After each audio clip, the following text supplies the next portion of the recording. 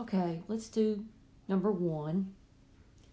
And for A, I'm going to plug in -3 times C, which is 2, minus B, which would be minus a minus 6, divided by A, which is a -3. If you want to put parentheses around that, you can. All right, so you can go ahead and do your multiplication. That's -6. Now, negative times a negative, that's a plus 6, divided by -3. So now you have plus and division. And order of operations tells you to do division first.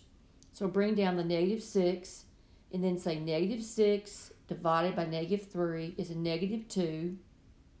And -6 minus 2 is a -8.